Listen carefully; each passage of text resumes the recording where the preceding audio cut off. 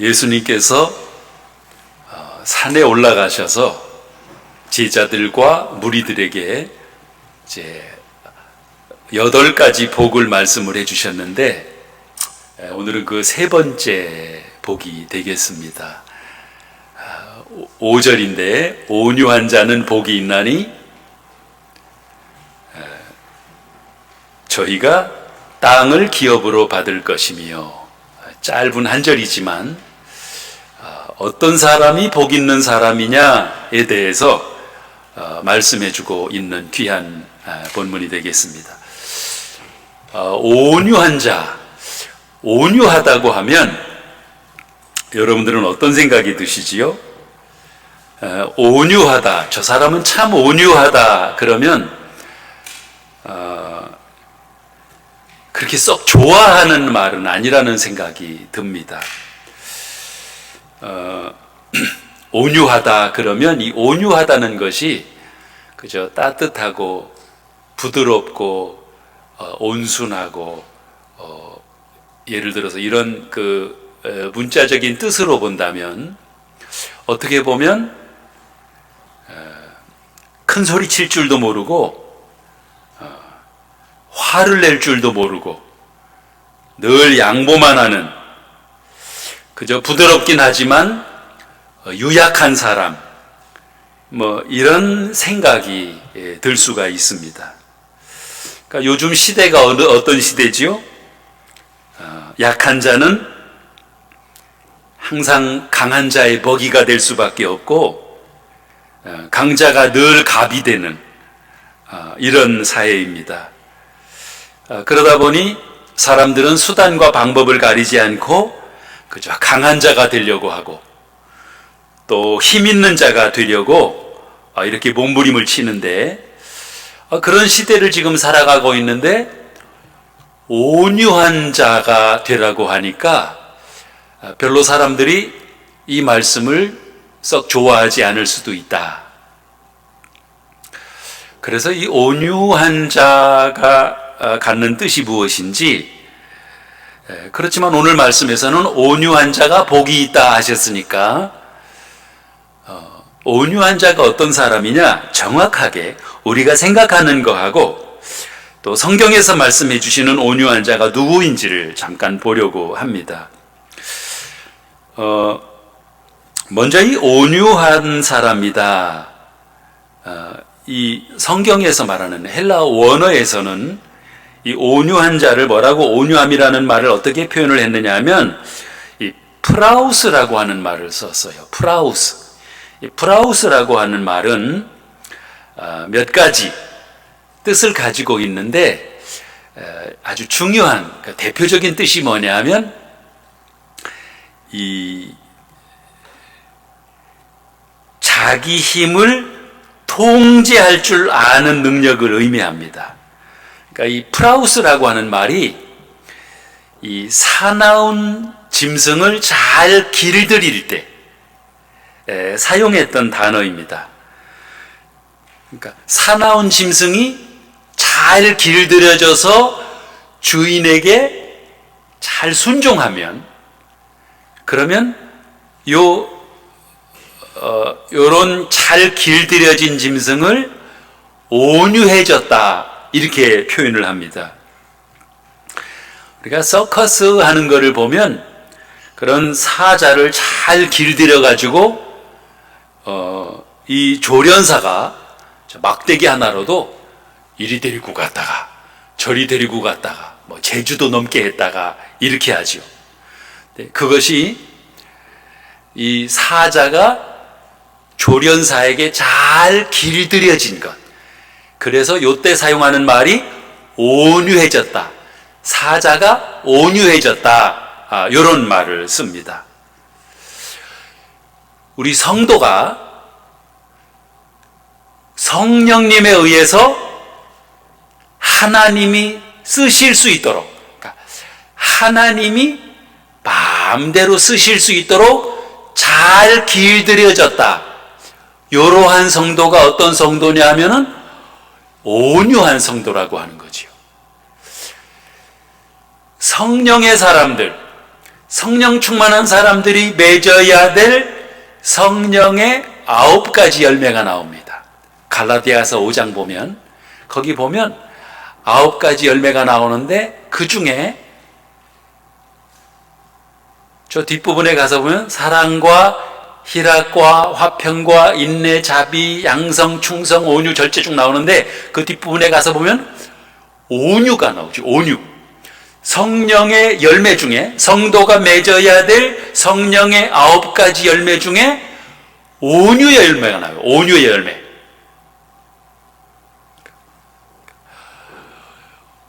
온유한 성도들이 되시기를 바랍니다.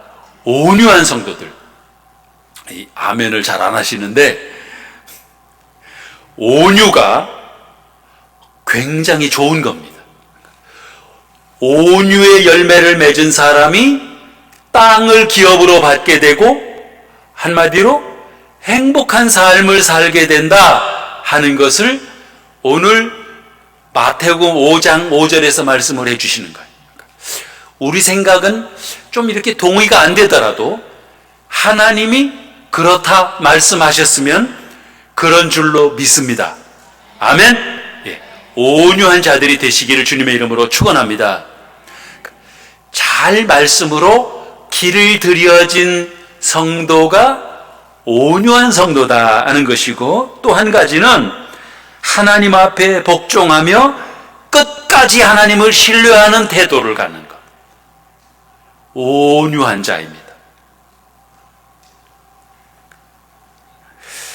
그러니까 온유한 성도라고 하면, 온유한 사람이라고 하면 하나님을 신뢰하고 하나님을 끝까지 기쁘시게 해드리는,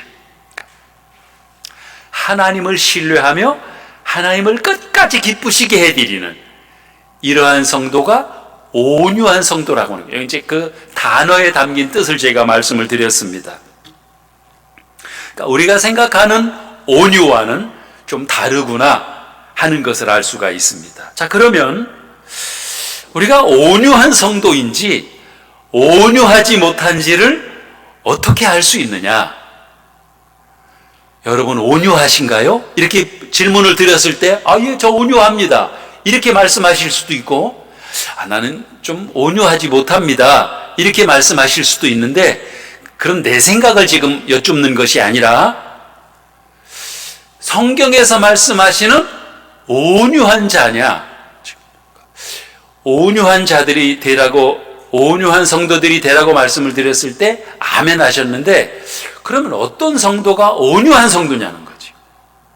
어떻게 해야 온유한 성도냐는 거예요. 제가 성경에서 온유한 사람을 찾아보았습니다. 첫 번째는 하나님에 대해서 온유한 성도가 돼야 되는데, 하나님에 대해서 온유한 성도가 누구냐 하면 바로 욥이라고 하는 것을 발견할 수 있었습니다. 잘 아시는 욥이지요. 욥은 동방의 재벌이었습니다. 재벌. 믿음 좋은 사람이었고 부자였습니다. 이 사람은 재산이 많았어요. 재산이 많았었고, 또 10명의 아들, 딸이 있었습니다. 7명의 아들과 딸 셋이 있었는데 아주 좋은 자녀들로 성경에 나와 있고, 또 욥은 아내도 아주 그 소문난 아름다운 아내였다. 아름다운 여자였다.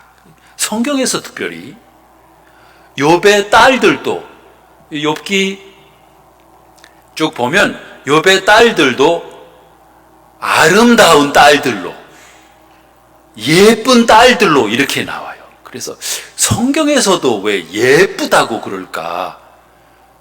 그렇잖아요? 우리 남자들이 예쁜 여자를 좋아한다면서요? 아닌가요? 여자분이 아멘 하시네요. 제가 우리 집사람하고도 그런 얘기를 했는데, 왜 남자들은 예쁜 여자를 좋아할까? 성경에서도 지금 욥기 42장에 가서 보면 이제 다시 하나님이 다 잃어버렸던 그 욥의 딸들을 다시 7명의 아들과 3딸을 하나님이 다시 주셨잖아요. 근데 세상에 욥의 딸들보다 아름다운 딸들이 없었더라 할 정도로 아름다운 예쁜 딸이었다, 또 이렇게 얘기를 해주시는데, 왜 남자들이 예쁜 여자를 좋아할까? 제가 생각을 해보니까 이유가 있더라고요. 이유가. 가르쳐 드릴까요? 다 아시는데 뭘 얘기를 해주나 이러시는 표정인데, 제가 답을 찾았어요. 그게 뭐냐 하면, 예쁜 여자는 마음도 예쁠 거라고 생각을 하는 거예요, 남자들은. 마음은 보이지 않잖아요. 마음은 보이지를 않아. 그런데 얼굴을 보니까 예뻐. 그러면 마음도 예쁘겠구나, 그렇게 생각을 하고 예쁜 여자를 좋아하는 거로구나. 근데 그런 경우라면은 얼마나 좋겠습니까마는 뭐 그러지 못한 경우도 많이 있는 것 같아요. 그래서 탤런트하고 유명한 영화 배우하고 결혼하고도 얼마 못 살고 또 헤어지더라고요. 이런 거를 보면 저는 생각하기를, 마음은 예쁘지 않았나 보다. 혹시 얼굴은 좀 모자라도 마음이 아름다우면 얼마나 좋을까.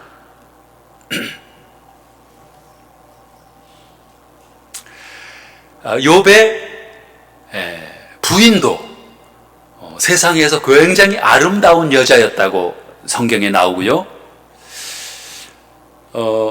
아주 믿음이 좋은 그러한 욥이었습니다. 그런데 이런 부자요, 믿음 좋은 그런 세상에 부러울 것이 없는 이런 욥이 하루아침에 다 잃어버렸습니다. 재산 다 날라갔고 3딸과 7아들 한 자리에 모여서 생일잔치 하다가 집이 무너지면서 다 죽었습니다. 또 건강 다 잃어버렸습니다. 그리고 몸에 병이 나서 이제 또 거기에 무슨 몸에 악창이 난 것인지, 그래서 몸에 가려워서 기와 쪼가리로 몸을 긁는데 피가 나도, 가려움증이 그렇게 무서운 거지요. 힘든 거고 피가 나는데도 가려워요. 그래서 기와장으로 긁고 있는 그의 아내가 나중에는 그런 하나님 저주하고 죽어라, 그리고는 아내마저 떠나갔습니다. 이런 상태, 이런 아주 저주와 같은 이런 상태가 지금 욥에게 임하게 됐습니다. 여러분, 얼마나 불행한 일이 지금 다가온 거지요? 그러니까 그런 부자가, 그런 재벌이 하루아침에 가난하여지고 몸에 병이 나서 죽게 된 이런 상태가 지금 욥의 상태입니다. 욥이 이때 어떻게 하나님 앞에 반응했는지를 보고 싶은 거예요. 온유는 성품에 관계된 것입니다. 성품에. 욥이 어떻게 반응을 했지요? 성경에 욥기 1장 20절에 가서 보니까 욥이 머리를 밀고 그 다음에 옷을 찢으며 엎드려 하나님께 경배했다고 그랬습니다. 회개하는 자의 모습입니다. 회개하는 자의 모습. 머리를 삭발하고 옷을 찢으며 하나님께 경배했다 그랬어요. 그러면서 뭐라고 그랬지요? 이렇게 하나님 앞에 고백했습니다. 내가 모태에서 알몸으로 나왔사온즉 알몸으로 거리로 돌아가올지라. 주신 자도 여호와시요 취하신 자도 여호와시니 여호와의 이름이 찬송을 받으실지니이다. 욥의 이 모습을 하나님께서는 온유한 자라고 하셨습니다. 이런 상상하기 어려운 고난과 역경과 어려움을 당했을 때 어떠한 태도로 하나님 앞에 임했느냐 하면 하나님 앞에 경배하고 하나님을 찬양했다고 했습니다. 욥기 1장 22절에 가서 보면 욥이 하나님을 찬양했다고 그랬고 어리석게 하나님 앞에 원망하지 않았다고 그랬습니다. 여러분 잘 보세요. 이런 저주와 같은 이런 고통스러움, 이런 어려움, 이런 고난, 이런 역경 가운데 처해 있을 때 욥이 이런 가운데에서 원망하면 어리석은 것이 되는 겁니다. 여러분 잘 보세요. 욥이 지금 아시는 대로 죄가 있어서 욥이 무슨 죄 때문에 죄값을 받아서 지금 이런 어려움 가운데 처한 것이 아닙니다. 우리 성경에 나와 있는 대로 하나님이 지금 사탄이 욥을 시험하는 것을 하나님이 허락하신 거죠. 죄가 있어 지금 죄값 받는 것이 아닙니다. 욥은 어떤 경우에도 하나님을 원망하거나 하나님을 저주하거나 하나님 앞에서 불평하거나 원망하지 않을 것이다. 아닙니다. 하나님. 욥이 많은 것을 주셨으니까 욥이 저렇게 하나님을 찬양하는 것이지 저런 것을 다 거두어 가시면 욥도 별 수 없을 겁니다. 하나님을 원망할 겁니다. 하나님을 저주할 겁니다. 불평할 겁니다. 틀림없습니다. 하나님. 아니다. 욥은 다 빼앗아 간다고 하더라도 끝까지 하나님을 경배하고 하나님을 찬양할 것이다. 아닙니다. 하나님. 좋다. 그러면 한번 해봐라. 그런데 욥의 생명만은 건드리지 말아라. 이래서 이루어진 일이잖아요. 다 가져가셨어요. 하나님이 다 거두어 가셨습니다. 그런데 끝까지 하나님이 욥이 하나님을 향하여 불평하거나 어리석게 원망하지 않았다고 했습니다. 이러한 욥의 모습이 성경은 온유한 모습이라고 가르쳐주는 거예요. 하나님을 향해서 어리석게 원망하지 않았습니다. 여러분 이 중에 욥은 지금 한꺼번에 다 거두어 가셨는데 이거 상상하기 어려운 입장인데 만약에 우리들 가운데 한 가지만이라도 가져가시면 10명의 자녀를 하루아침에 다 데려가셨는데 이건 말고 한 명의 자녀만 데리고 가셨어도 우리 가운데는 그런 아픔을 당한 여기 부모님들도 여기 계십니다. 자녀가 먼저 하나님 나라에 가는 거 얼마나 슬퍼요. 얼마나 아파요. 얼마나 고통스러워요. 경험해보지 않으신 분들은 잘 모를 겁니다. 견디기 어려운 고통이지요. 그런 고통이 와도 하나님 앞에 따지고 싶지요. 하나님 왜 이렇게 하시는 거지요? 왜 저에게 이런 고통을 주시는 거지요? 제가 뭘 잘못했지요? 왜 저에게 이렇게 하시는 거지요? 이렇게 따지고 싶은 것이 우리들이라고 하는 거예요. 어떤 분이 제가 전에 어떤 교회에 있었는데 그분은 그 교회는 새벽에도 이렇게 찬양팀이 서고 그래요. 꼭 애들 둘 데리고 와서 찬양팀을 서고 부부가 꼭 찬양팀으로 새벽에 또 새벽에도 하는데도 꼭 새벽에 그게 어려운 거잖아요. 새벽에 일어나서 애들 깨워가지고 와서 애들은 저 뒤에 눕혀놓고 둘이 부부가 찬양팀을 하고 다 찬양팀을 서요. 그래서 제가 한 번은 그 집사님에게 물어봤어요. 참 집사님 대단하시네요. 그 새벽에 또 나가서 일하고 출근해서 직장 생활 하시고 하는데 그러니까 새벽에 찬양팀하고 또 출근해야 되고 얼마나 이게 힘들어요 사실. 그런데도 제가 한번 그 집에 갔을 때 물어봤습니다. 그랬더니 사실은 하나님께 자기가 나름대로 힘껏 하고 있습니다. 그런데 이렇게 하나님을 섬기는데도 하나님이 응답을 안 해주신다는 거예요. 그래서 요즘에 하나님 앞에 따진다는 거예요. 요즘에는 하나님 앞에 기도하면서 하나님 왜 이렇게 응답을 안 해주십니까? 내가 이렇게 하나님 새벽에도 나가서 찬양팀을 서면서도 이러면서 하나님께 기도하는데 이제 응답해 주셔야 되는데 왜 이렇게 응답 안 해주십니까? 막 요즘에 짜증이 납니다. 이렇게 얘기를 하는 거예요. 아니, 새벽에 찬양팀 하는 거 물론 잘하는 거지만 그거 하면서 하나님께 지금 빨리 응답해달라고 하나님께 기도하는데 하나님이 응답 좀 안 해주신다고, 응답이 더디 온다고 하나님 앞에 따지고 싶다는 거예요. 이게 사람들의 마음이더라고요. 조금 응답이 더디 온다고 하나님 응답 좀 안 해주신다고, 나는 지금 나름대로 한다고 하고 있는데 하나님의 응답이 조금 더디게 온다고 해서 그걸 가지고 이제는 하나님 앞에 따지고 싶다는 거예요. 따지고 싶다는 거예요. 뭘 따지겠다는 건지. 이게 사실은 연약한 우리들의 모습이거든요. 따지고 싶은 거, 따지려고 하는 거, 이런 모습은 온유하지 못한 모습이라고 하는 거예요. 욥이 이런 가운데서도 하나님 앞에 어리석게 원망하지 않고 하나님 앞에 경배드리고 하나님을 찬양했다고 하는 것이 뭐지요? 이것이 욥의 믿음입니다. 하나님이 맞다고 하는 거죠. 하나님은 절대로 잘못하시지 않는 분이라고 하는 거죠. 하나님이 뜻이 있어서 나에게 이러한 고난을, 어려움을 주셨다고 하는 것에서 조금도 의심하지 않은 거죠. 끝까지 하나님을 신뢰한 거죠.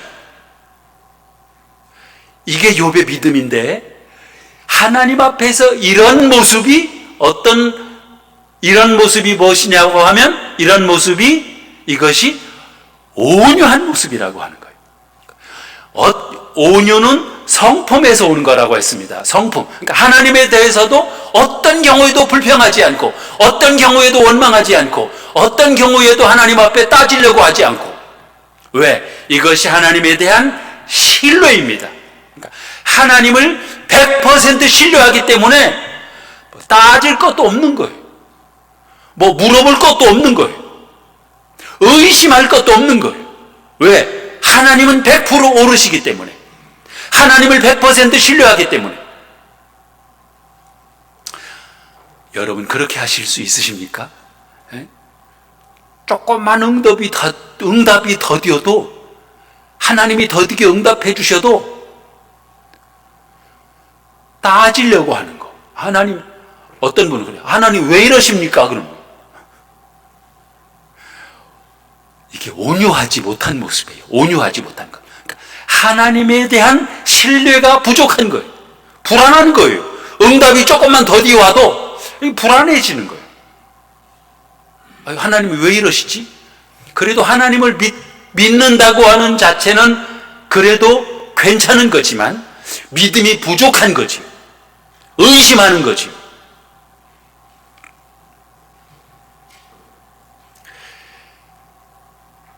이러한 욥을 하나님이 축복하시는데 땅을 기업으로 주신다고 했는데, 기업은 유산으로 하나님이 상속해 주신다, 그런 말씀이죠. 유산으로 하나님이 갑절로 주셨어요. 욥기 42장에 가서 보면 갑절로, 배로 주셨습니다.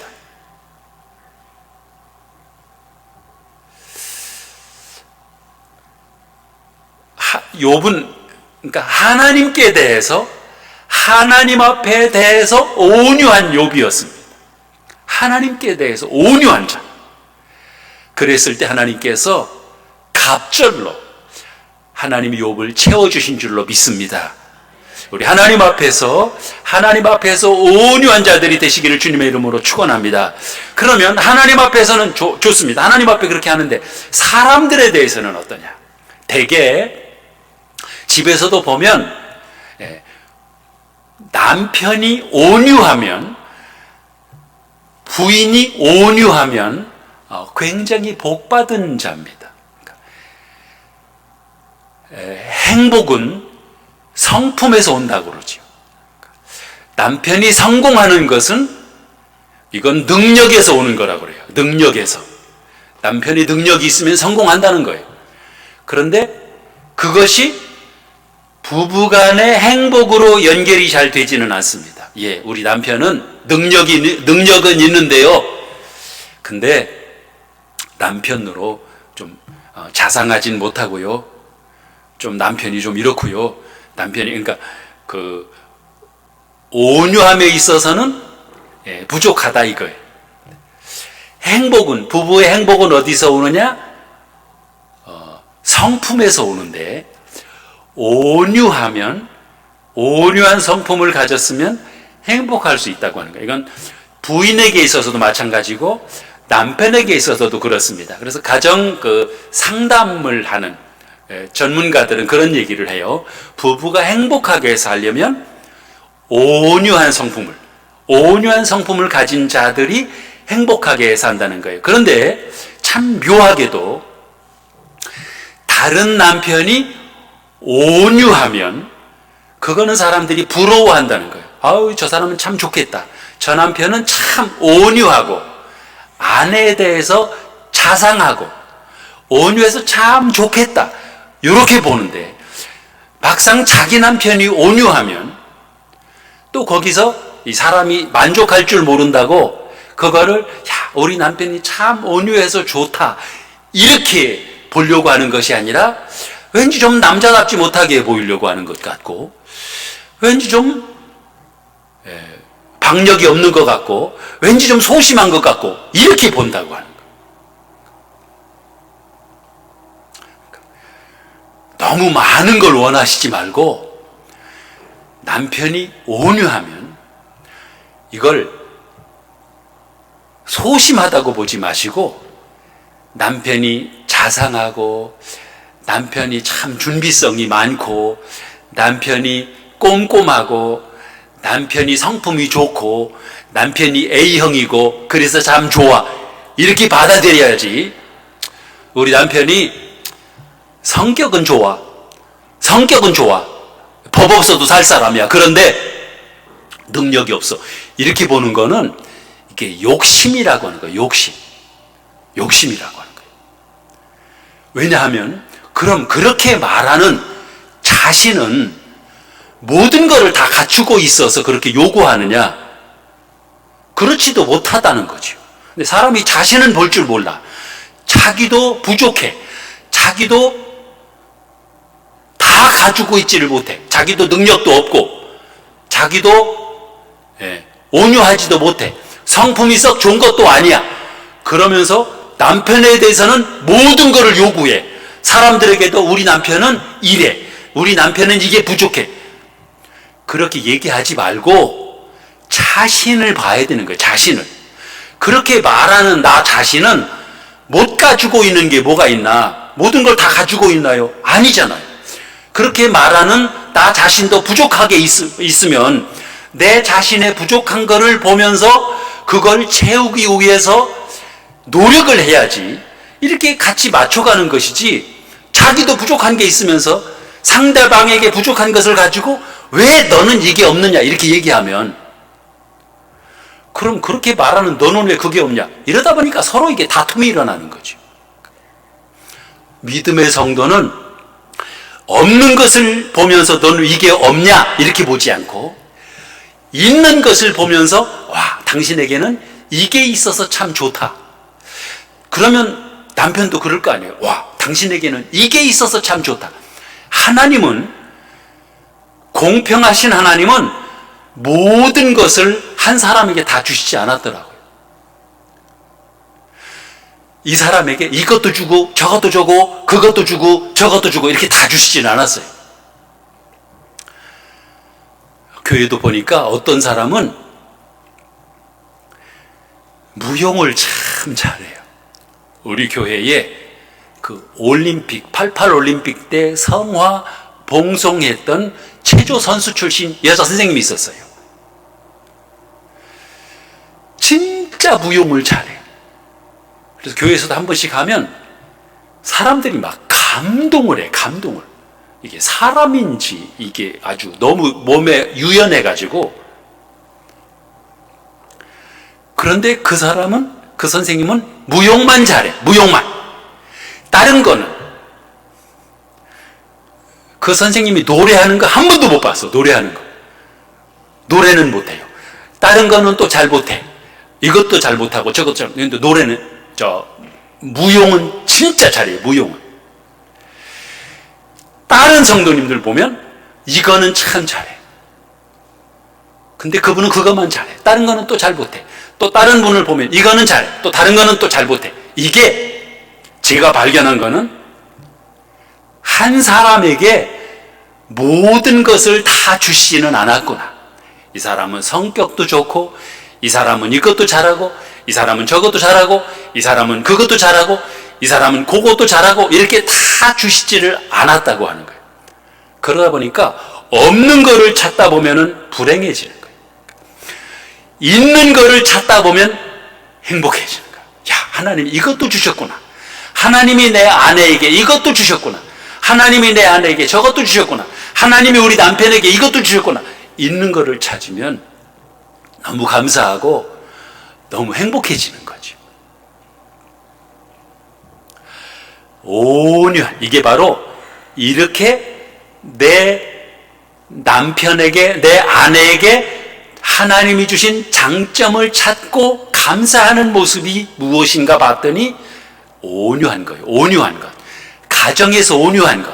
그러니까 사람을 상대하고, 그러니까 사람들에 대해서 온유한 모습으로 살아가는 데 있어서 요거 하나만 제가 더 찾아오겠습니다. 성경에서 사람들에 대해서 온유한 사람이 누구인가 봤더니 모세였습니다. 모세. 모세는 민수기 12장 3절 말씀에 보면 모세는 이 세상에서 가장 온유한 자라고 이렇게 표현을 했습니다. 세상에서 가장 온유한 사람이 모세라고 했어요. 그럼 뭐가 모세가 어떤 면에서 온유했는가 찾아봤어요. 그랬더니 이런 장면이 나옵니다. 모세는 430년 동안 애굽에 종살이하던 이스라엘 백성들을 출애굽시켜가지고 40년 동안 광야 생활을 하다가 이제 마지막에 시내산까지 이렇게 이끌어낸, 인도한 아주 지도자죠. 이스라엘의 최고의 지도자. 이스라엘에 모세만한 지도자가 없었습니다.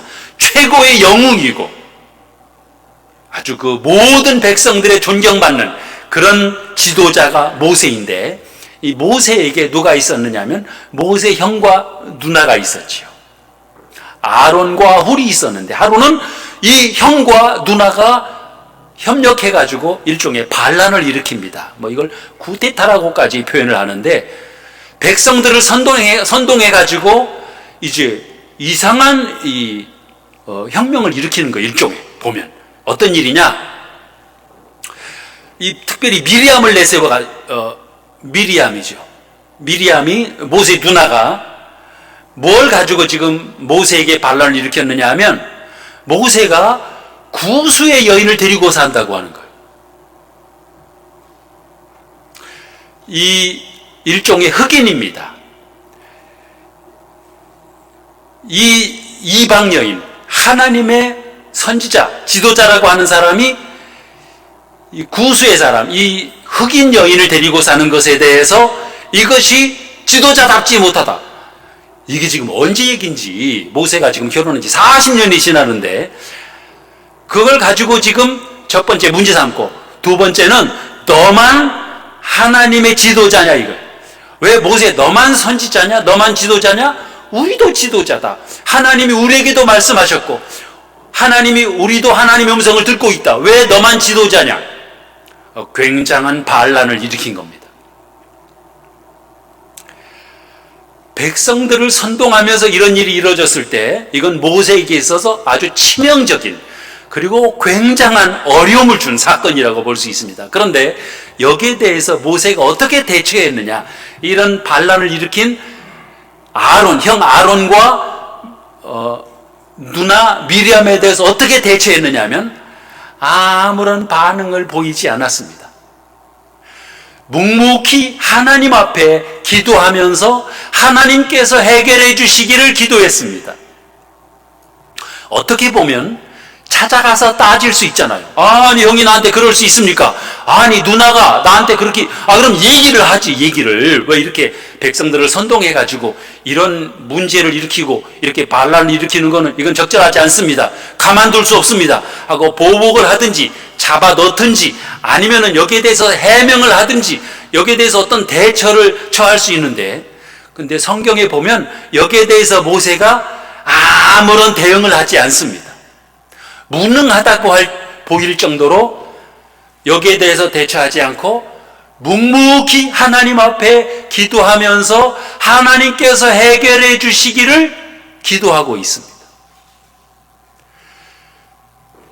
이것이 바로 모세의 온유함입니다. 온유함.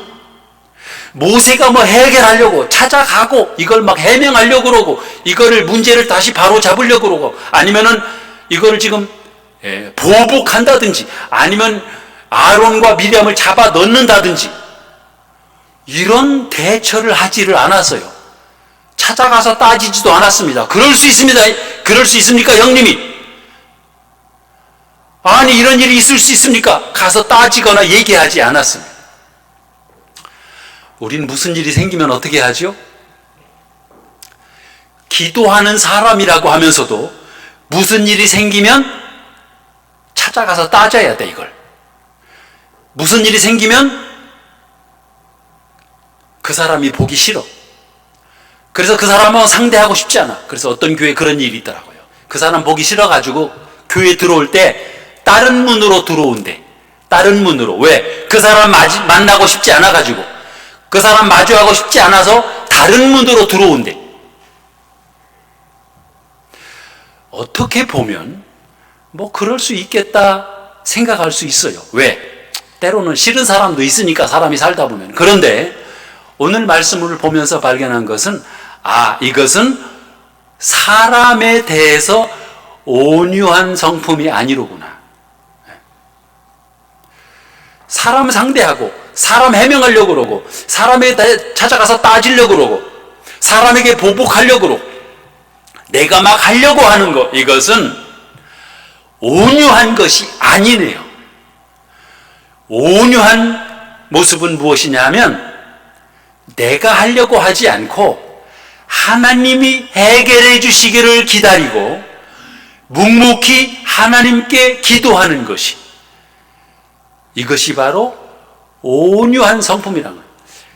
세상에서 가장 온유하다고 하는 모세가 큰 문제가 발생이 됐을 때 대처한 모습이 바로 묵묵히 하나님께 기도하고 하나님께서 해결해 주시기를 기다린 것이 바로 모세의 온유함입니다. 그랬더니 하나님 이 문제를 어떻게 해결하시죠? 하나님이 해결해 주십니다. 그 문제를 일으켰던 미리암, 하나님이 미리암에게 한 주간 후에 피부를 가지고 문제 삼은 미리암에게 문둥병이 발생이 되게 해요. 문둥병이 걸리게 해요. 하나님이 다 해결하시는 거예요. 하나님이 다 수습하시는 거예요. 하나님이 문제 없도록 만들어 가시는 거예요.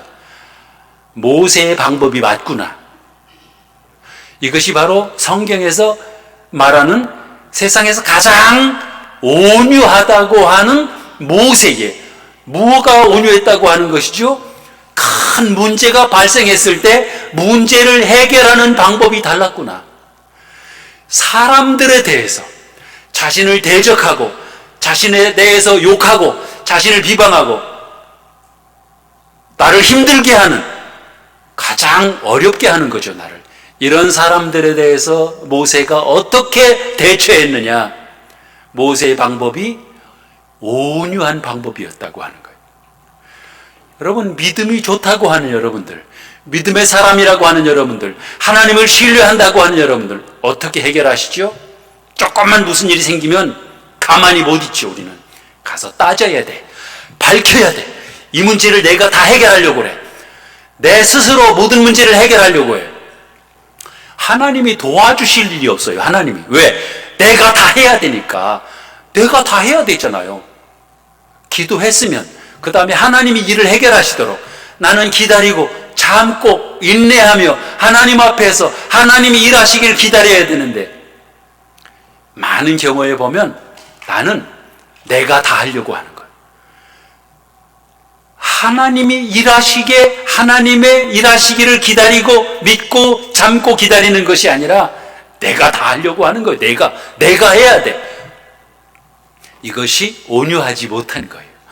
온유한 것은 사람들에 대해서도 다 신뢰하고 믿어주고 사랑의 대상으로 참고 기다리고 신뢰하고 심지어는 뭐 잘해주는 사람에게 잘하는 거예요. 얼마나 쉽겠어요. 다 잘하고 있는데 심지어는 나를 욕하고 비방하고 나를 힘들게 하고 나를 거역하고 나를 배반하고 이런 사람들 얼마나 힘든 사람들, 이런 사람들, 가장 힘들게 하는 사람들에 대해서도 모세는 그들에게 대적하거나 그들에게 보복하거나 그들을 찾아가서 막 따지거나 그들을 가서 막 자기 힘으로 막 해결하려고 하지 않고 하나님이 해결해 주시기를 기도하면서 인내하며 묵묵히 하나님이 일하시기를 기다리는, 사람들을 대하는 모습이나 하나님을 대하는 모습이 무엇이 온유한 것인지를 발견할 수 있었습니다. 욥과 같이 끝까지 하나님을 신뢰하고 하나님을 믿기에 조금도 염려할 것이 없습니다. 근심할 것이 없습니다. 두려워할 것이 없습니다. 하나님 앞에 뭐 따질 것도 없습니다. 왜? 하나님을 100% 신뢰하기 때문에. 이러한 모습으로 하나님 앞에 나아가는 것, 이것이 하나님을 향한 온유이고 온유의 성품이고, 사람들에 대해서도 끝까지 신뢰하고 사람들에 대해서도 따질 거 없습니다. 물어볼 거 없습니다. 그대로 신뢰하고 믿고 사랑하고 베풀고 나누고 품어주고 신뢰하고 사랑하고 안아주고, 이것이 바로 온유한 성품이라고 하는 것을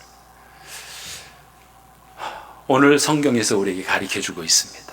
온유한 자는 복이 있나니, 온유한 자는 행복한 삶을 살 수 있고, 이 땅은 장차 이제 새 하늘과 새 땅이지만 이 땅에서도, 욥을 보니까 이 땅에서도 땅을 하나님이 더 주시네요. 배로 갑절로 주시네요. 온유한 자로 살아가므로 땅을 유업으로 받는, 이 땅에서도 행복한 삶을 살아가는 그러한 저와 여러분들이 다 되시기를 주님의 이름으로 축복합니다. 기도하겠습니다.